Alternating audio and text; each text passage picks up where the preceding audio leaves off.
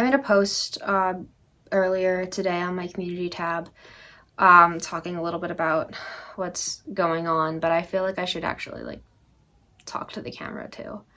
I use fandom and cosplay partially as a means to escape or cope with the hard parts of life. I maintain this channel and hobby for myself, but also because there are times when I know that content helps other people escape too. I do think that there is a difference between taking these momentary breaks and turning a blind eye. I also recognize that there is a lot of privilege in being able to have an escape. I'm non-binary, so according to my country's government, I don't exist. But I am lucky that I live in the state that I live in and have the support system that I do. But I'm still scared for myself and for people I love.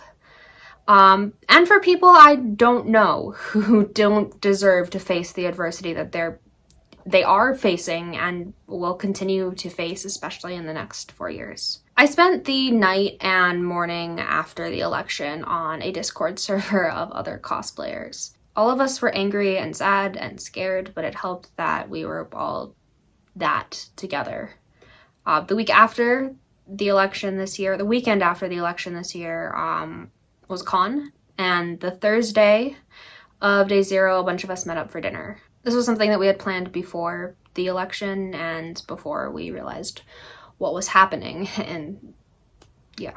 We were all stressed, but we kind of, as a group, made the decision to use the fact that we had that space and had each other to take a few days to be happy. And yeah, after con, we had to go back to reality. But it helped that we had that safe space. During COVID, I was making My Hero Academia videos where the characters had to do online school. That was kind of my 15 minutes of fame, content-wise. I made those videos because as a creative outlet, it helped me deal with everything that was happening. And I also kept making them because I knew it helped other people to watch something that I hope was somewhat funny while everything was happening. In 2016, I was cosplaying with a group that I don't really cosplay with anymore, but we were all young and queer, and our eyes had kind of just been opened to how much this country did not care about us. But every weekend, we got together and we made our silly videos, and I think that helped. What I'm trying to say is, for me, cosplay and fandom is a safe space. What I'm trying to say is that for me, cosplay and fandom is a safe space. It is where I feel like I can be myself. It's where I've made friends and found community. It's where I've met the love of my life. It feels like the world is on fire right now.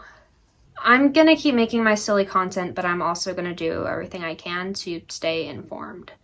I don't talk about things that I'm not an expert on, but I try to repost and share what experts are saying. If you follow me on other platforms, I'm not saying to use me as a media source, but if you see I've reblogged someone else's voice, please give them a listen. I'm gonna keep being myself even if the government doesn't think that my gender exists. And I hope that you can too. I'm not gonna lie, the past couple years have been really scary, and it doesn't feel like it's getting better.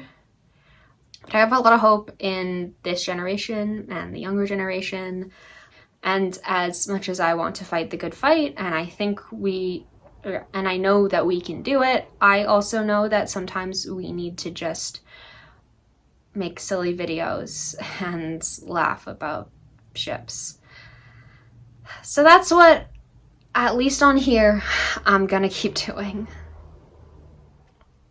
Okay, anyway, if you've made it through all of this, the JVIC Loopy Lab Shenanigans video is going up on Friday, and then part 2 of Game Night's going up the next Friday. Game Night's gonna be like every other week, until I think there's 5 videos for that. Yeah, and then and we also have a lot of skits that we did. So after this video, we're back to our regularly scheduled content, but I just needed to say this, I guess. Okay, love you guys.